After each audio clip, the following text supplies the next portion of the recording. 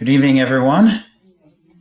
If you want to go ahead and get your lesson books out, we'll be continuing in lesson 1 of Job tonight. That's page 3 of section 6 in your lesson books. Page 3, section 6 of your lesson books. So last week, we started the book of Job, so we got to dive into a new book here, and we really just focused primarily so far on the first half of chapter 1. We were introduced to the character of Job. We got to understand what a righteous and upright man he was, which is important for the narrative of this whole book. For us to understand that Job is innocent, that's very important as we move through it. And then we saw that there was this heavenly scene, and we got introduced to this test that Job was going to be going through, unbeknownst to him. And then down on earth, Job starts to endure some trials, and that's where we left off, was at the beginning of these trials. So we left off at question 7. Question 7 says, list in order the things that happened to Job. And this is during the first trial, remember. The things that happened to Job, did these happen over a long period of time or a short period of time? So does anyone have that list of things that happened to Job? Again, this is in the first chapter.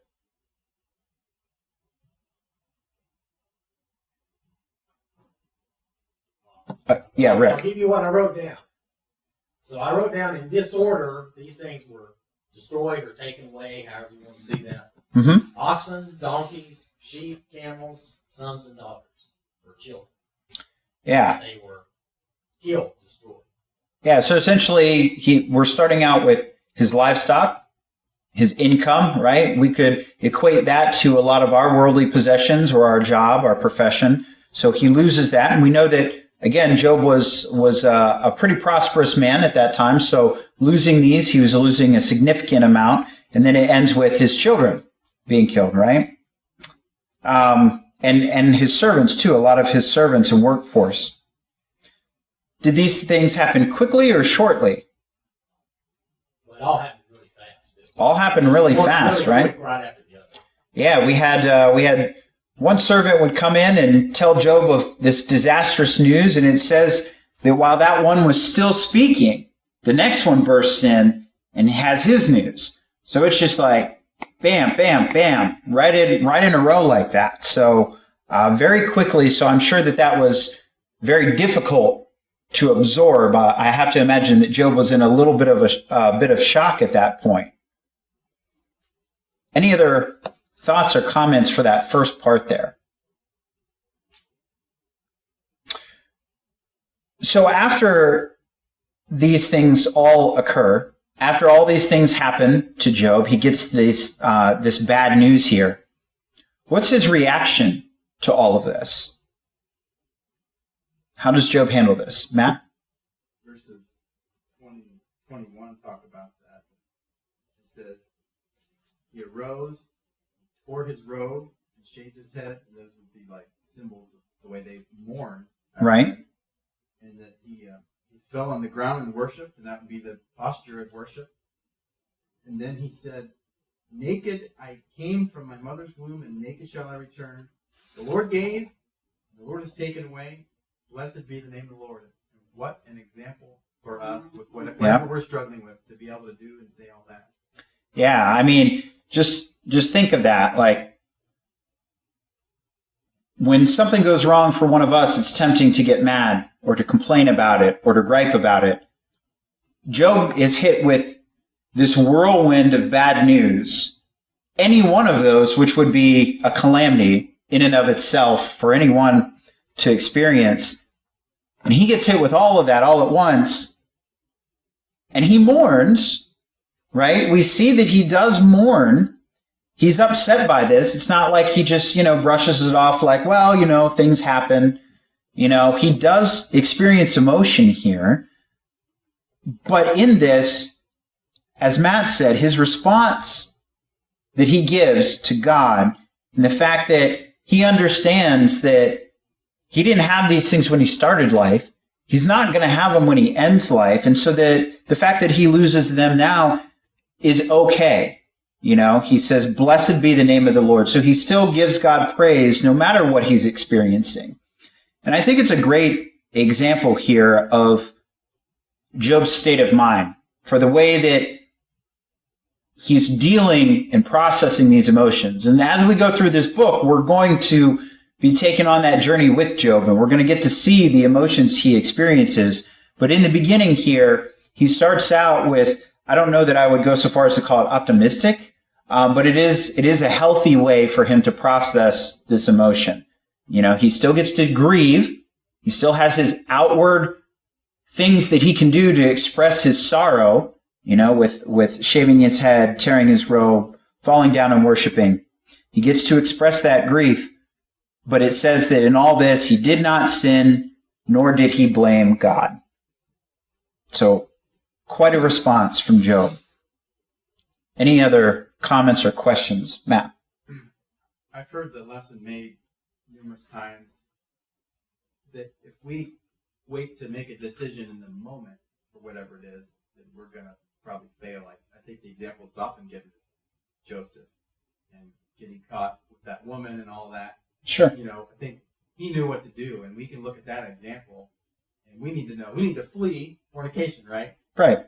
And I think this same example here, maybe we're not having a whole hard time right now, but we will, and we need to have this in our back pocket to react this way. Yeah, I think so. I think that that's great advice. I once heard a while ago that someone, when they were talking about the idea of like what you have in your heart, right? And that's what comes out. Like what you put in is what comes out. And they said, so, you know, if you're not a person, if you're not ever using foul language or swearing or things like that, if you don't have that in your heart, then, you know, when you hit your thumb with a hammer or whatever, that's not going to come out, you know? So I thought that was wise advice. And it kind of sounds like this. If we're taking in good examples of how to react when things are hard or difficult, then that's what our minds will go to. And that's what we can use to process what we're going through. So I think that's a good example. It's good advice. Addie? I think particularly young Christians, or maybe even me back when, I think, remember, you know, when the bad things happen, they don't know what to do, and they tend to want to blame God. Yeah. But the plain simple truth is, bad things are going to happen, and God is who we have for our strength to get through that. Right. And that's what's a lesson I think every person has to learn, that no matter what happens, you have God to help you through it. Yeah, absolutely. And Job leaned on God. He did. Yeah, for sure. Anybody else have any other remarks? Okay, so then, if this wasn't enough, Job gets to go through a second trial, right? So question 9 says, since he is not willing to admit defeat, what further proposal does Satan make? Let's actually go ahead and read that section because it's not that long. Job chapter 2, verses 1 to 10. Again, there was a day when the sons of God came to present themselves before the Lord, and Satan also came among them to present himself before the Lord. The Lord said to Satan, "Where have you come from?" Then Satan answered the Lord and said, "From roaming about on the earth and walking around on it." The Lord said to Satan, "Have you considered my servant Job? For there is no one like him on earth, a blameless and upright man, fearing God and turning away from evil. And he still holds firm to his integrity, although you incited me against him to ruin him without cause." Satan answered the Lord and said, "Skin for skin. Yes, all that a man has he will give for his life. However, reach out with your hand now and touch his bone and his flesh. He will curse you to your face." So the Lord said to Satan, "Behold, he is in your power. Only spare his life." Then Satan went out from the presence of the Lord and struck Job with severe boils from the sole of his foot to the top of his head. And Job took a piece of pottery to scrape himself while he was sitting in the ashes. Then his wife said to him, "Do you still hold firm your integrity? Curse God and die." But he said to her, "You are speaking as one of the foolish women speaks. Shall we actually accept good from God but not accept adversity? Despite all this, Job did not sin with his lips. So since his first plan failed, what is it that Satan proposes next? Remember, he thought that because there was this fence that God had put around Job, that of course Job's going to be a good guy because he has everything he wants, because God protects him. So his thought was that if you remove all that from Job, if he suffers hardship, then he'll get upset with God and he'll blame God. Now he's proposing a new tactic. And what is that? Make him suffer in the flesh. Make him suffer in the flesh. He's saying, okay, yeah, maybe he withstood that, right? But he's saying that when anybody goes through affliction that touches them, then their true self will come out. That's what he's going for now. And so God permits this. His only condition is that Job can't be killed, right? You have to spare his life. And so Satan does afflict Job, and he afflicts him head to toe with boils. And so Job now has this bodily affliction piled on top of his previous sorrows. And I guess I answered question 10, so it was boils. I got ahead of myself. All right, so question 11 then. How did Job's wife become an additional trial to his faith? This is kind of a three-parter. So it also says, what could she have done instead? And what should the role of the wife be in such circumstances? So let's start out with that first half. How did Job's wife become an additional trial to his faith? Rick. Well, she seems to be, angry with him and over his reaction. And you got to remember, from a human standpoint, those were her children too. That was her livelihood too. And she's really kind of suffering along with him in some ways, not with the painful sores or boils, but but she's adding to his problems rather than maybe helping. Yeah. Job's losses are her losses. She is suffering. And really, if you go back to Satan's accusation in the first chapter, the thing that he says that's going to happen with Job is actually occurring with the wife, right? So Job's wife is succumbing to that, So Satan does have a grasp on how humanity behaves. It's not like he's stupid. He is wily and cunning, right? So he had a plan, and it is producing effects. It's just not affecting Job right now, right? And so we see that coming out. Matt. Kind of reminds me of when Peter was talking to Jesus, Jesus was predicting his death. And, you're not going to do that. Get thee behind me, Satan. Yeah. He calls Peter Satan. There's a sense in which Peter was doing Satan's job to try to get him to do the wrong thing, and there's a sense in which this wife is doing a similar thing. Yeah, absolutely. So this is an additional trial. So now, not only is Job grieving over all he's experienced, he's now has a terrible affliction, and now he's got additional pressure from his spouse to just give in to this temptation to curse God, right? And I would even argue that you could say that a little bit later in the book, his three friends kind of play a similar role, right? So Job's trials really don't end at chapter 1. They go on throughout this whole book for quite some time. Now, the second part of that question says, what could she have done instead? She could have encouraged him, try to help him through the pain and suffering. She could have tried to help him through. Matt? Or she could have been like Job's friends. Was it the first 7 days that they didn't say anything? Yeah. Sometimes just the most supportive part, right? Yeah, that's the most supportive part for sure. Yeah, so she could have just sat quietly with him to comfort him, offered words of encouragement, quoted some part of the Old Testament to Job, perhaps, right? We're always encouraged to use Scripture. She could have done that. There are many things that she could have done to support Job. And it says, and what should the role of the wife be in such circumstances? I would argue, what should the role of any spouse be in such circumstances, right? Whether you're the husband suffering or the wife suffering, how do you support your spouse? In sickness and in health, right? Right. Our traditional vows include that. He's Yeah. sick. He's in pain. Yeah, it's just to be there, to be supportive, to offer encouragement, to share in the mutual woes together. Maybe some prayer wouldn't have gone, unappreciated there.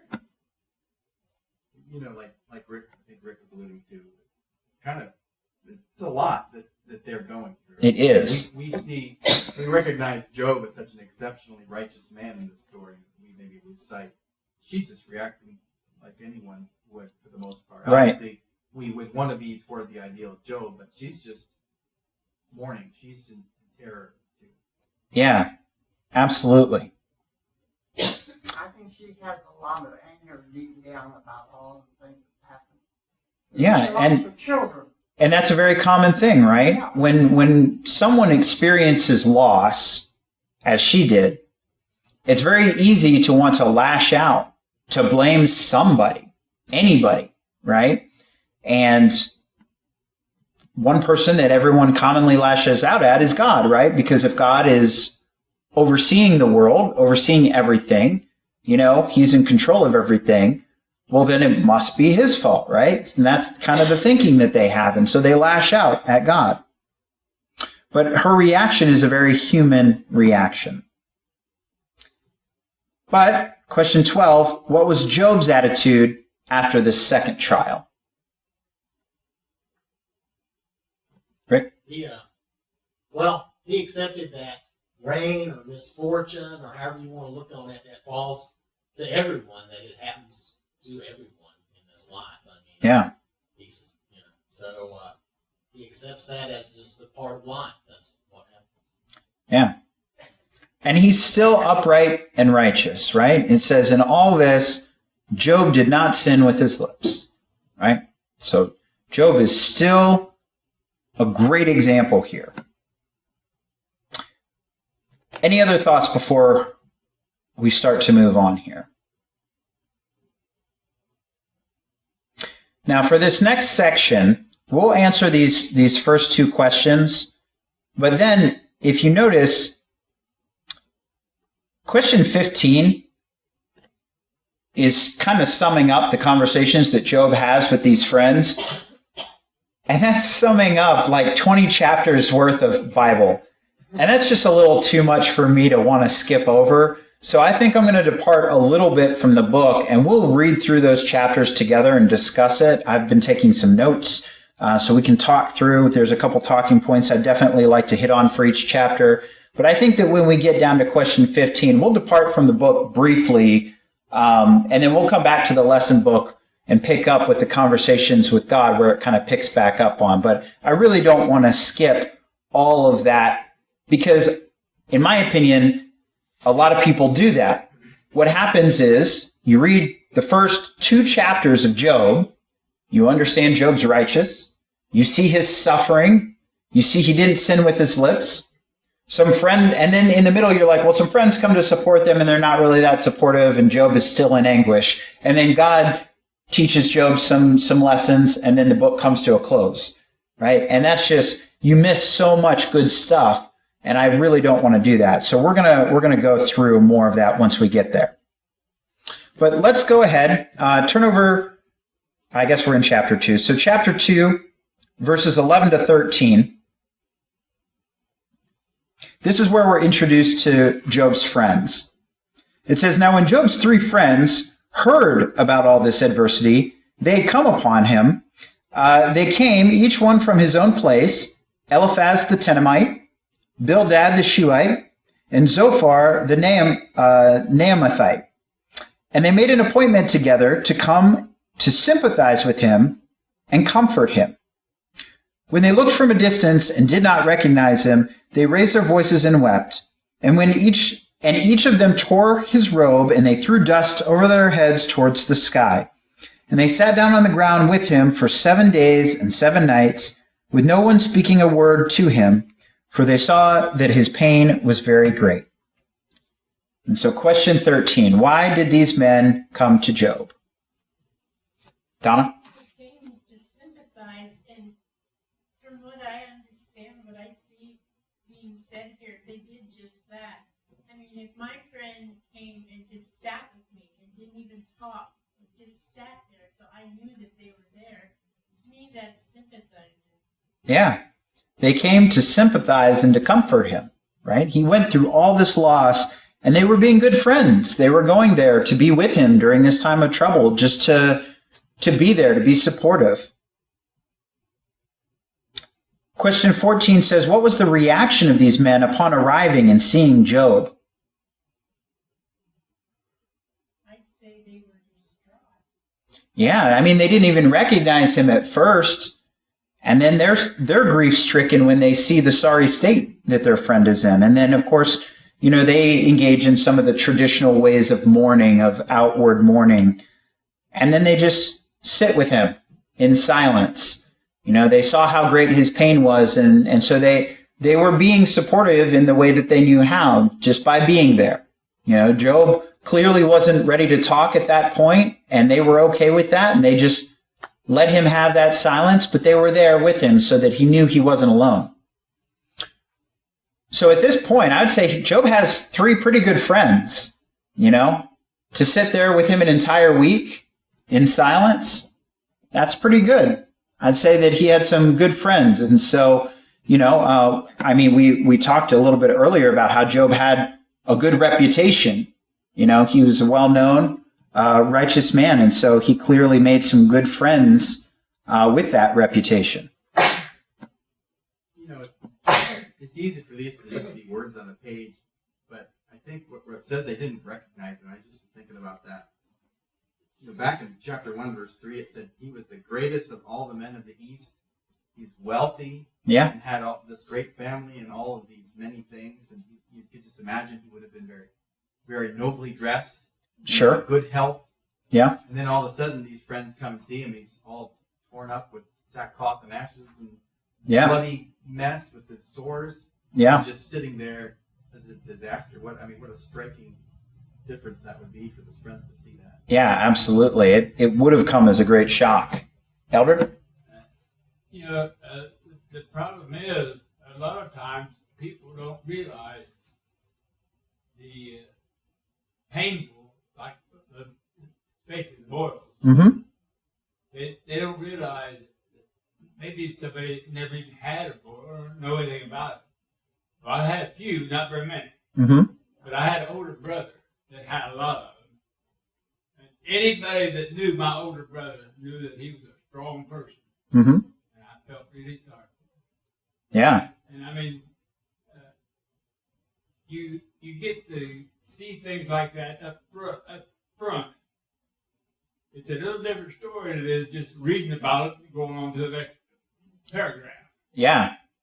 And it's something to stop and think about. They are very painful.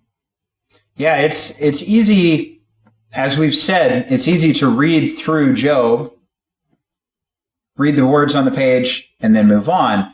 But if you sit and try and put yourself in the shoes of any one of these characters, you can start to comprehend just a little bit of what they must have gone through. Whether it's the friends, whether it's Job, whether it's the wife, you can start to understand some of these emotions. And I think that that's really important as you go through because, again, that emotion is what's going to drive the conversations with the friends.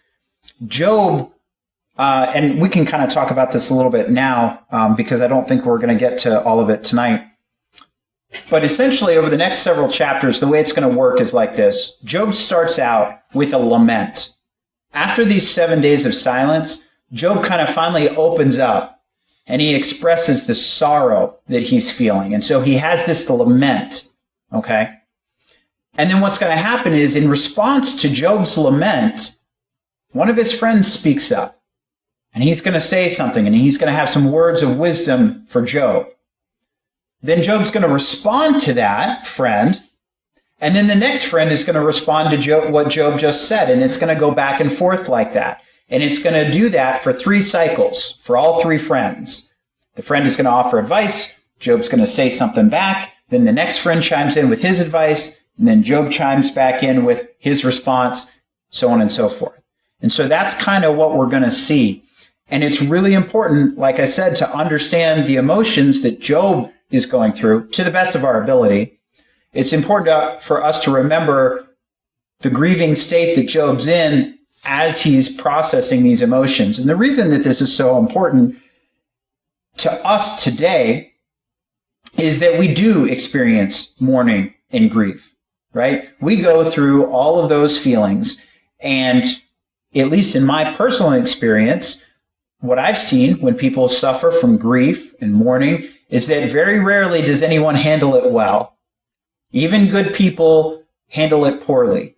You know, your emotions are raw, so things are either poorly said or poorly done. Typically, it's just when someone is in that much of a vulnerable state, they tend not to act their best. And so grief is a very difficult emotion for us to handle. So for us to be able to observe Job, who we know had such great grief, to see how he reacts is a way for us to help learn the lessons of how maybe we should react or respond once we get there. And so for us to be able to see this whole journey and to see what Job feels and to connect with that and then see how he handles things, it's really helpful. And the Bible's teaching us some lessons about how we can respond appropriately with our emotions.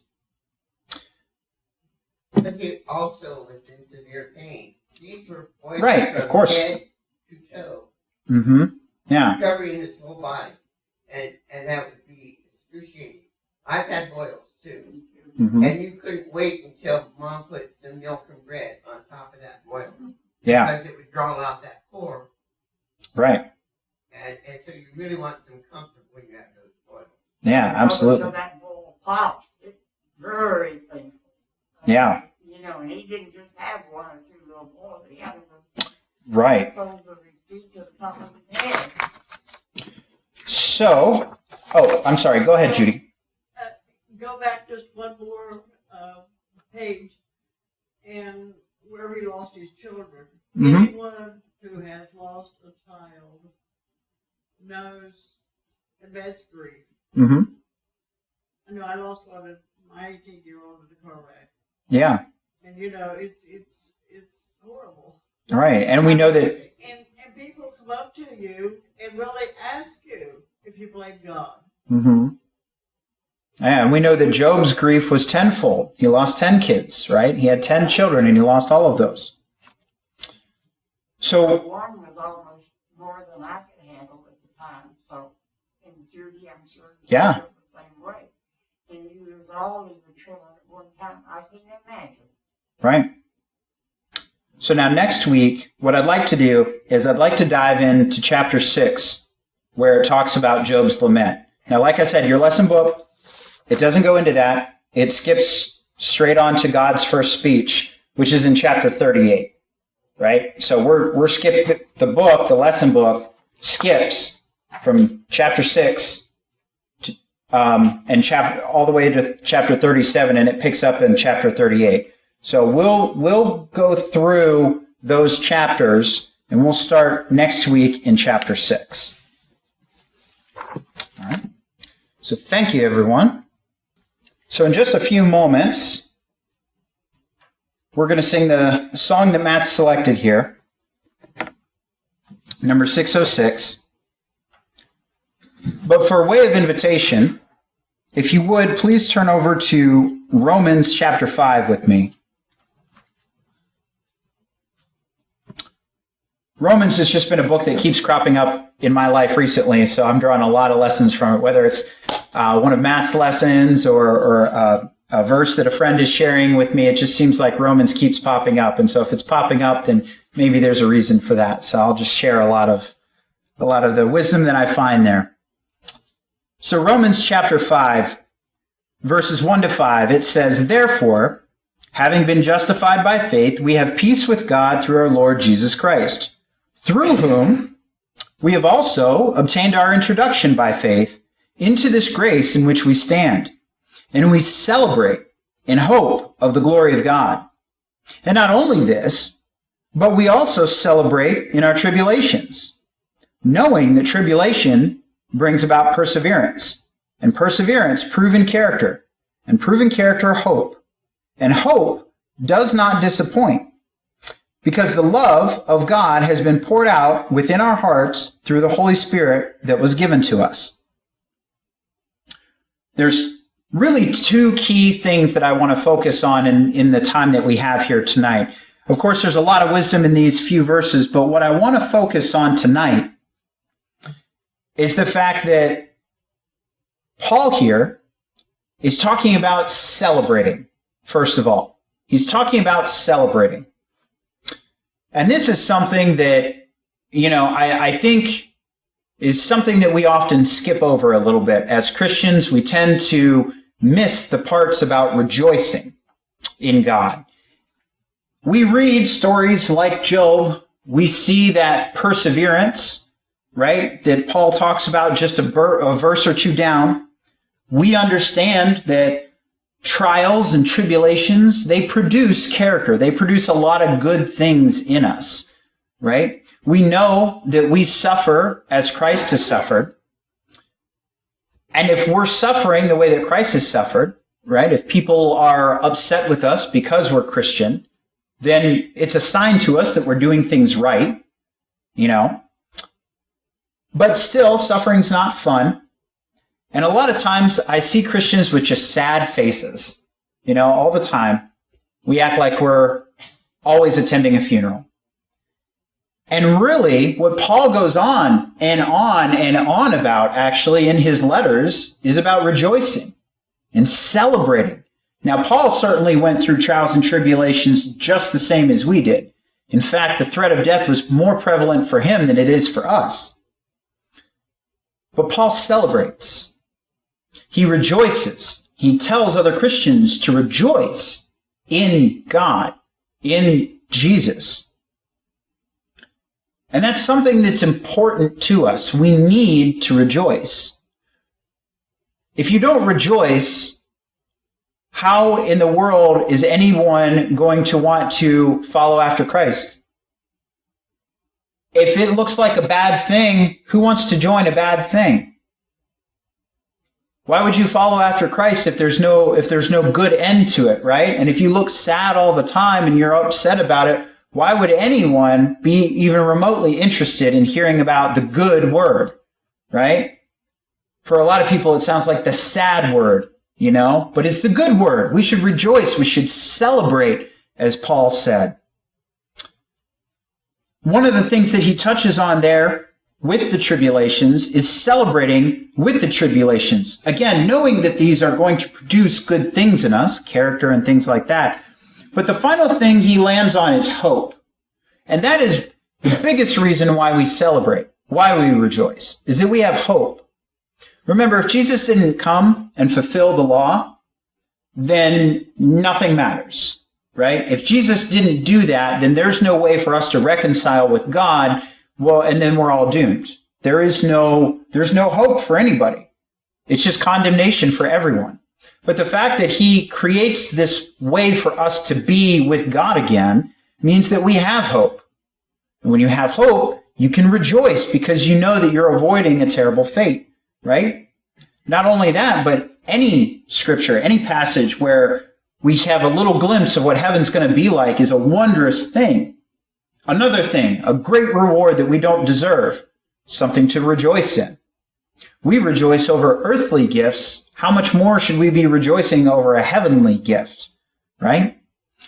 And so I just want to encourage everyone tonight to not forget the rejoicing piece. It's not to say that we need to, just think about only the love of God and we, don't worry about monitoring your sins or your behavior or, things like that. That's not what I'm saying. I'm just saying don't forget about the rejoicing piece. For sure, we need to keep an eye on our own behaviors. We need to be diligent and watchful for the time to come.